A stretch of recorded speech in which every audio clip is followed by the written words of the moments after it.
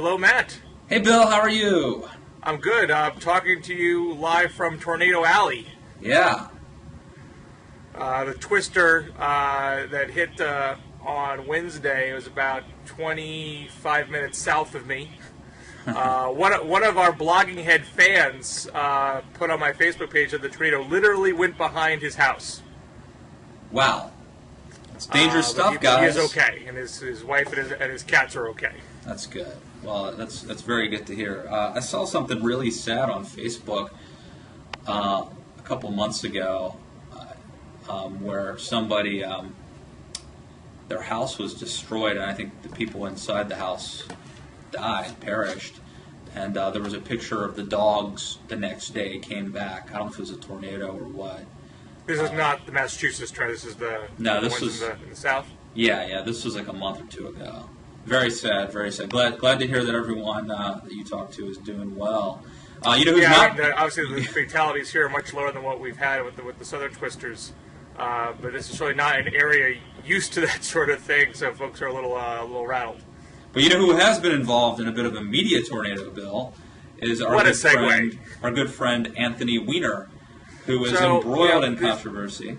This is the Weekend Blog, which encompasses all forms of social media. So I think it's fair to say neither one of us is arguing this is the biggest news story of the week, but obviously is a big story as far as the medium of Twitter and politicians using Twitter. Yeah. It is. I mean, it's a double-edged sword, and it's something that politicians can benefit from and be punished by. And so let me just give you some folks on the right having some fun here. Lots of Weiner jokes.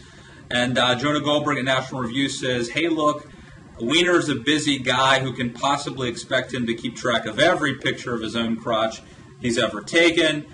Ed Morrissey at Hot Air wrote, the only conclusion we can draw with certitude from Anthony Weiner's media strategy is that he should get another one.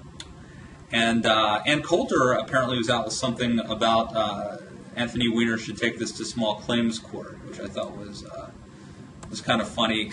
But there are so while conservative pundits are poking fun and making jokes, and God knows there have been plenty of Weiner jokes. There's actually an interesting thing happening, which reminds me a little bit of the Weinergate scandal, where you have new media people, like people who otherwise may not have been heard from, sort of taking to blogs.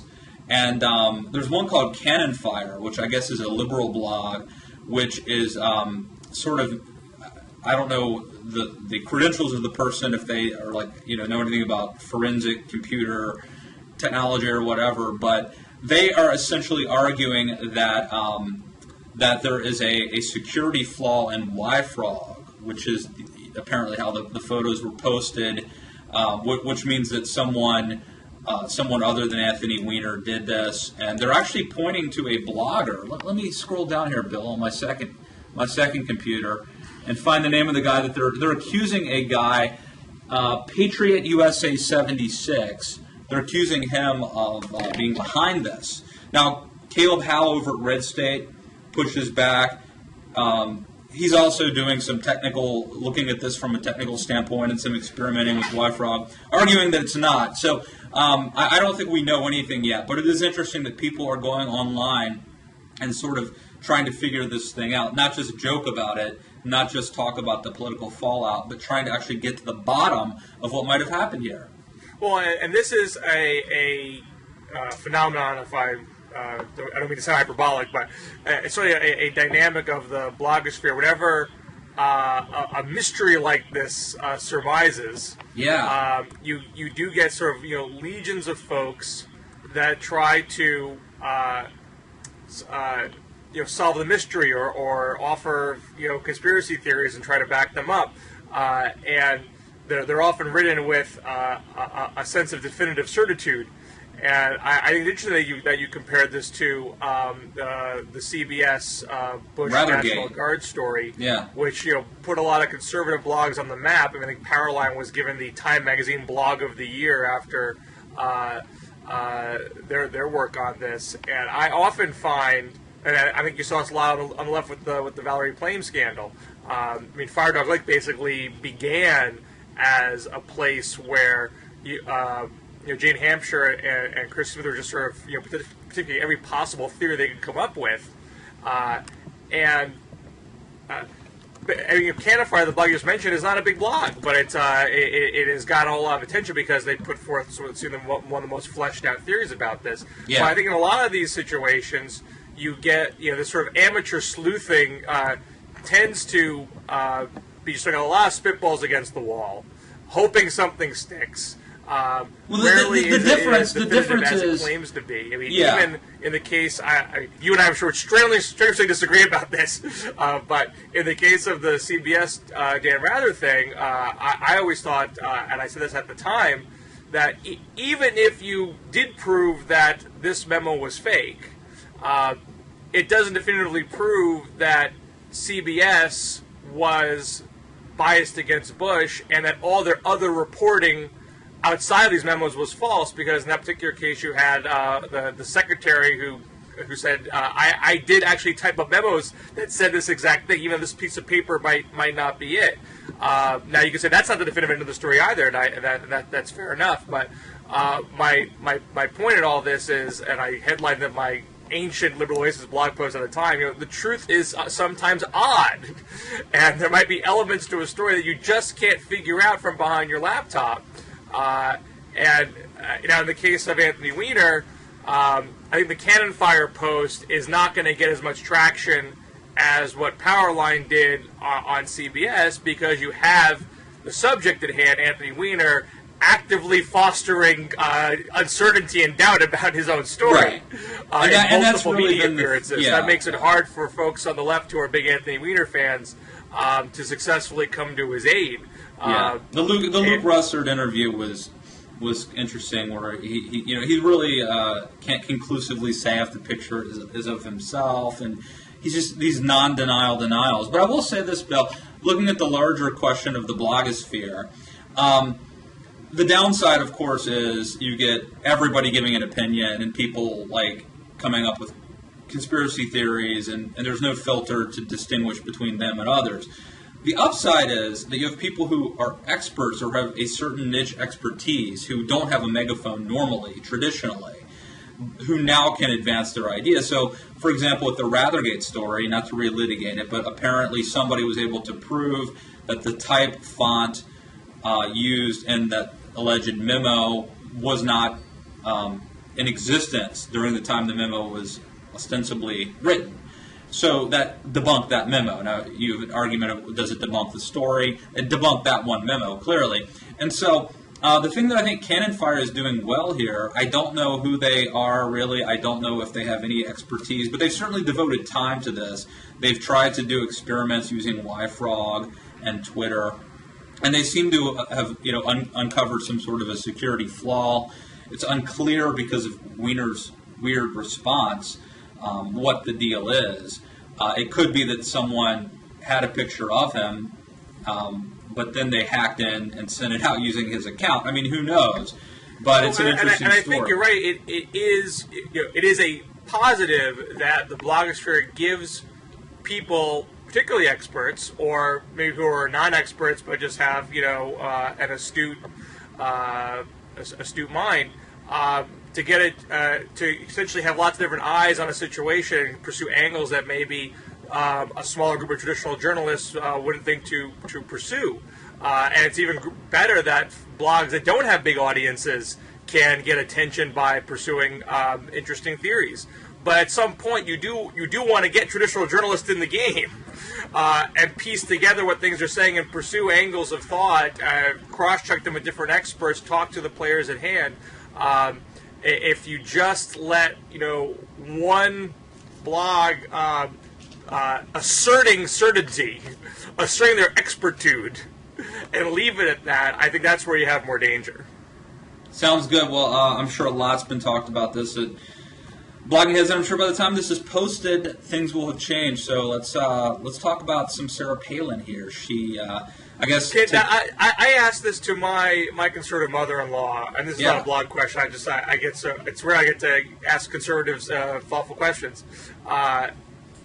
and I know you have a book about Sarah Palin coming out, so you probably have a better insight into her mind than most folks. What's the point? What is she trying to do? I just don't get it. I don't think anyone knows, and I think my theory is, and I'm not the only one to advance this theory, it's that all bets are off when it comes to Sarah Palin. Anybody who tells you they know what she's going to do is either lying or egotistical, because they don't. Because she doesn't operate like a conventional politician. I think that's both good and bad. I mean, it seems like, when you talk to a third grader, say, look, Jimmy, there's a difference between good attention and bad attention. It seems like Palin doesn't seem to get the difference. I mean, she can get the media to chase her around the Northeast. Great, hooray! You can cause a media mystery. But what does that do to further? Whether she's running for president or wants to be a media celebrity, I don't see how this really furthers either. Well, first let me quote some conservative bloggers here. Eric Erickson at Red State wrote, "Should Sarah Palin get in, she will be a game changer." A la pundit at Hot Air, sure sounds like she's in, except that according to Ben Smith, she met with Fox News execs this afternoon. Maybe she should tell them she's genuinely undecided but leaning toward yes with a decision to come shortly.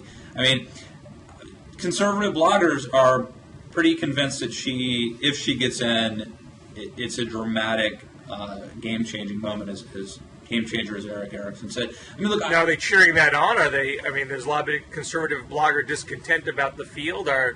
Our blog, and I think I talked to Carol about this a while ago, saying that some bloggers were not too thrilled with the prospect of Palin coming in, even though they like her as a provocateur. Is the dynamic changed? Are they sort of looking for someone to juice up this race since the way it's settling is not to their liking? I sense that it is. I sense that Palin is gaining some more momentum among conservatives, and there's a movie coming out about her.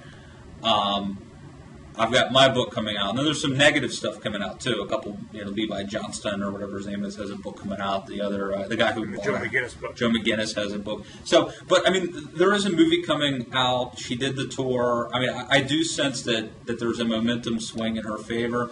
But I really think the key to her is that everything you know about politics or you think you know, throw out the window. That the rules are different, the rules have changed, she is completely unconventional. And it may be that she thinks the world has changed more than it has. Or it may be that she is on the cusp of something we don't fully grasp. Right, it's one thing to say she thinks she's a game changer. Well, I try to be... She thinks she's upending the rules, but as the rules can be quite well in place, and she is just not bright enough to recognize it. As David Brooks says, I try to be epistemologically modest, and I do think the truth is... I'll give you one prime example where I think she is onto something, where I think the rules have changed, and where I think that a lot of establishment figures... Well, by the way, let's just talk about the establishment real quick here. They think that John Huntsman is more credible than Herman Cain. They think that John Huntsman is more likely to win the Republican nomination than Herman Cain. Herman Cain is rising in the polls.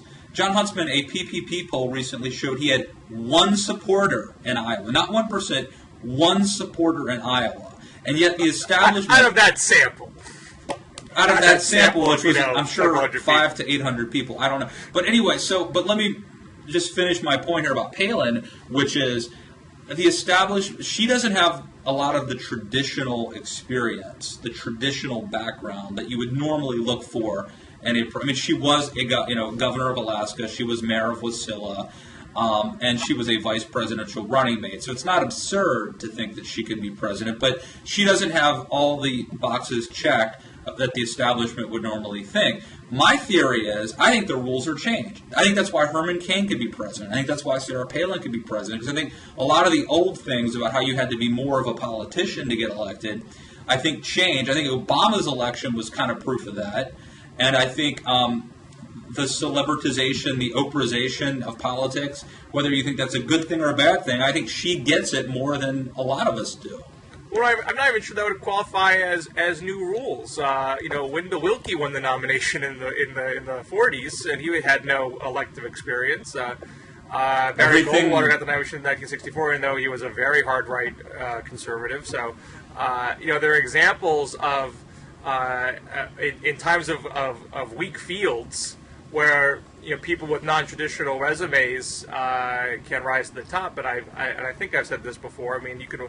The person who wins the first few primaries is probably going to get around 35% of the Republican primary vote. It's not even close to majority, especially when you have a fractured field. When the field sort of narrows down to 2 or 3, then you need to break 40. But when you got 6 or 7 competitors, you can win primaries with a lot less. So the question becomes, what faction can you consolidate? Right. And presumably lots of people can qualify for that. And I do think the fact that the media, a lot of the bigger newspapers are talking about Romney, Palin, and Huntsman as the only people that could plausibly get the nomination. And, while I'm, as a liberal, personally happy to see far-the-right conservatives marginalized in that way, from a media standpoint, it is extremely premature to make that kind of judgment. And to elevate Huntsman to that tier when he doesn't poll over 2% in any single poll. I think he has a lot of upside. When I see him on C-SPAN, I think he has a lot of natural and acquired charisma.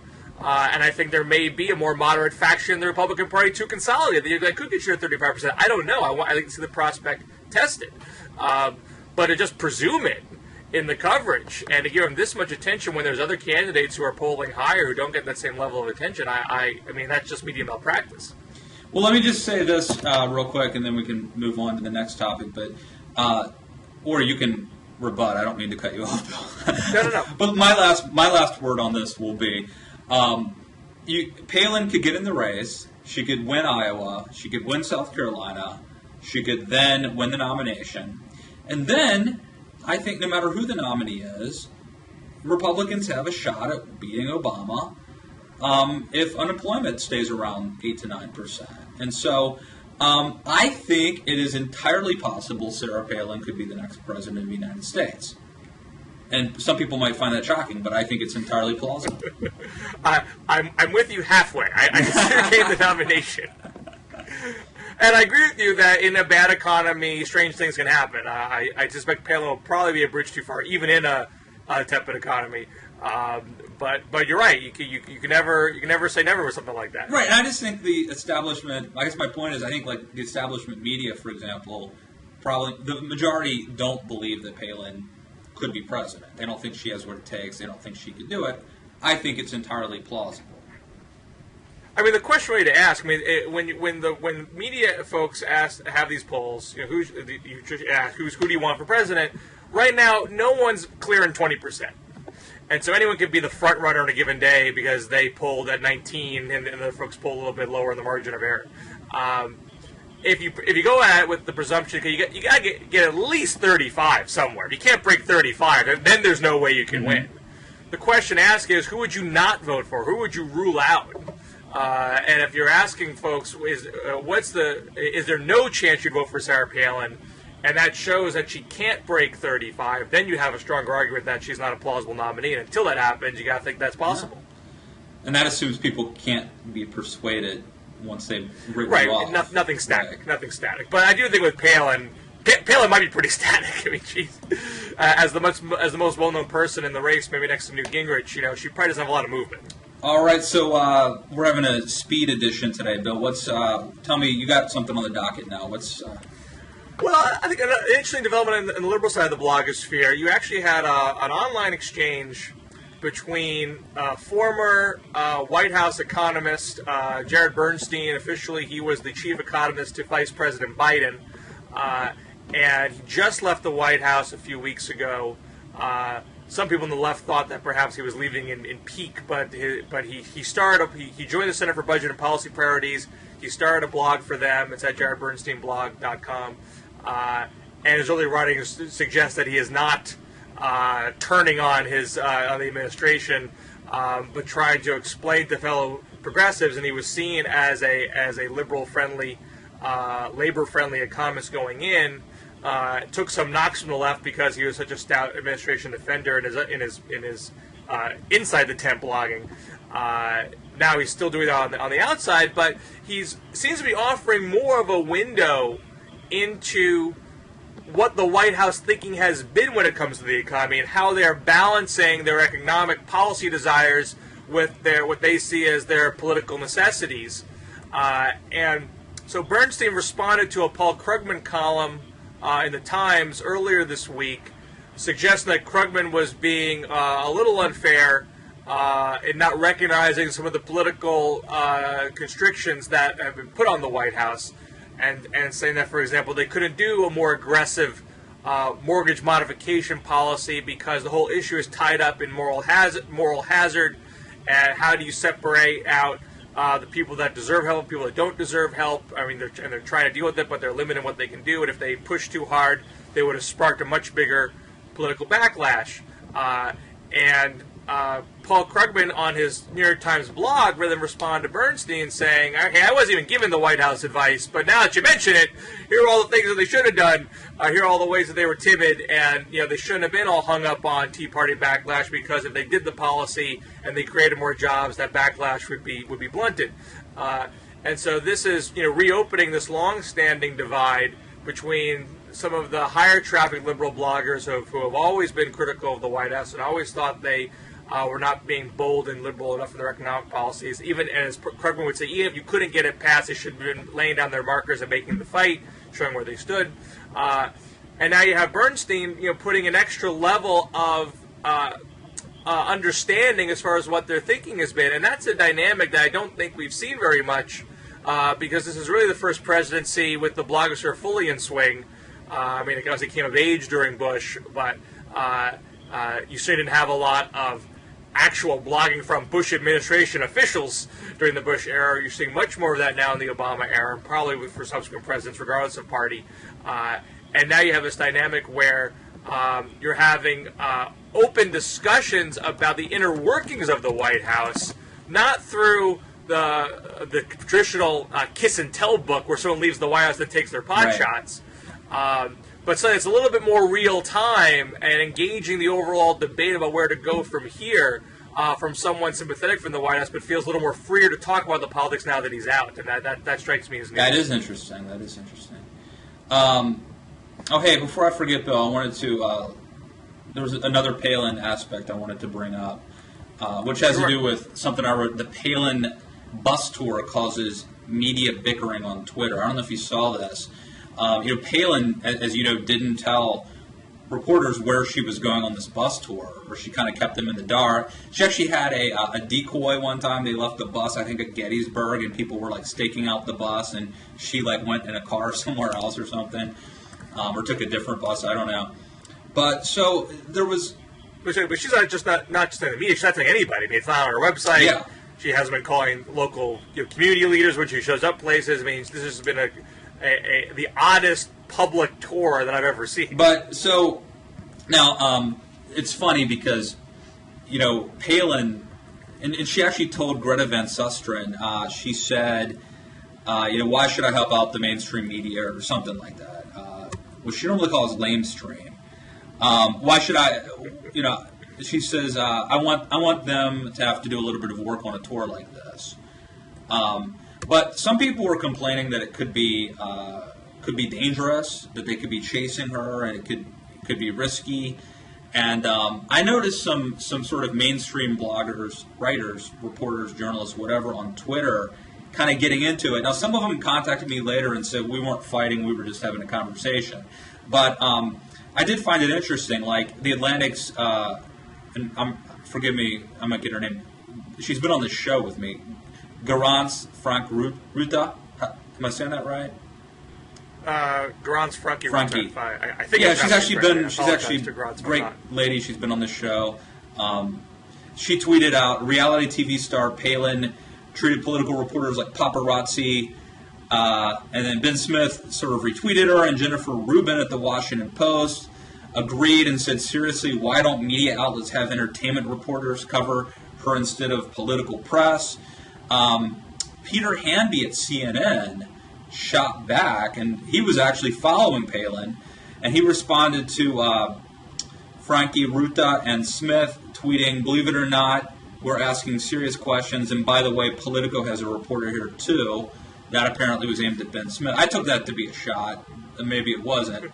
And then he said, he responded to Jennifer Rubin saying, "Smart point, and and Palin's not a national political figure in any way after all." Sort of. I took that to be sarcastic. It's hard to say on Twitter what's sarcastic. I presume that was sarcastic. Later, some of the people contacted me and said, no, we're all friends and we're just having a conversation. But anyway, I thought this was interesting that here you have Palin, ostensibly Palin getting under the skin of these mainstream reporters, some of whom see it sort of beneath them, beneath their profession to be chasing her around. And one of them who actually is chasing her around, pushing back against some of his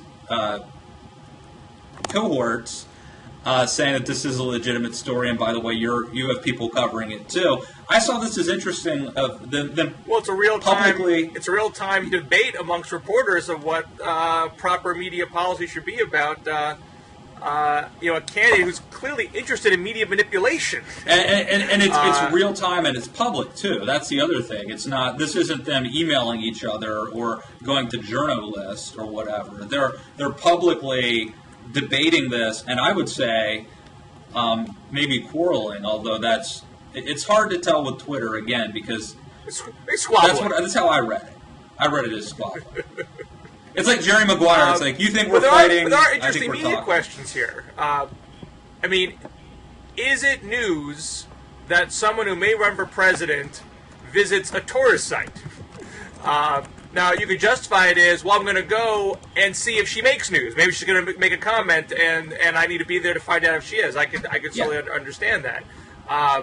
But to feed the notion of this being a chase, where is Sarah? That's sort of like that's sort of a fun news story, but it's certainly not a hard news story. So I can see why different reporters have different takes some on people see it as beneath them or more of an entertainment story. Others argue this could be the president of the United States. We got to cover this. So it's interesting, and it's again the blurring of sort of entertainment and politics. Well, I also understand covering it, but also covering it with some perspective and understand the degree of importance. It may be a story or a story to check out, but to treat it as the story. Here you got Palin today. We don't know what the media coverage is going to be like on Friday because we're taping this on Thursday, but Palin's going to have some sort of clam bake in New Hampshire. Which could step on... Well, Romney's going to actually announce his campaign. Now, what's the bigger story tomorrow? An actual presidential announcement or someone, having dinner? Well, and the other thing, too, Bill, to sort of tie this story together with the Weiner story and the sort of feeding frenzy that we see, both examples have had people sort of attacking journalists, too, right? In a way. Palin's, I think, was a little fun, a little tongue-in-cheek, a little, let's keep the media guessing, that's how I see it. Maybe you see it differently. But Weiner called like a CNN producer a jackass. So it's interesting how we have people on both sides of the spectrum, not always playing nice with the press. Well, the difference there is that, Weiner's on the defensive. And so when he lashed out the press, it only feeds the media's interest to dig into the story deeper and keep wildly speculating, even if they have limited facts at hand. Palin here, in this case, is being a puppet master and jerking the media around, and they're loving every minute of it. So I'd say kudos to Palin for being able to jerk the media around, and I'm sure she feels very good about herself that she is having them nip at her heels. But I do think it still begs the question whether that is such a great success to be had, and what objective are you achieving by making a media spectacle? And what the downsides of that? Now you're not even telling your own supporters where you're going to be. You're not telling local community leaders where you're going to be, or Republican leaders where you're going to be. What damage are you doing to your credibility in that respect? But she seems to get such joy out of making the media fall over themselves. That's all those other considerations seem to fall for small pleasures. All right, Bill. I guess that's a show. That's a wrap. Good talking to you again. Okay. Well, always good talking to you, Matt. Check us out. We're on Facebook, The Weekend Blog, on Twitter. We've got our podcast. We're here every week or so, and check us out. We have our own individual podcast as well. Mine's at liberaloasis.com. Where can folks find your podcast? Matt Lewis Show or Matt Lewis and the News, depending, on iTunes and at the Daily Caller. So, good times, man. Good talking with you, Bill. And we'll talk in a couple of weeks, and me and Kristen Soldier should be back next week. Next week on The Week in Blog. Stay classy. Take care.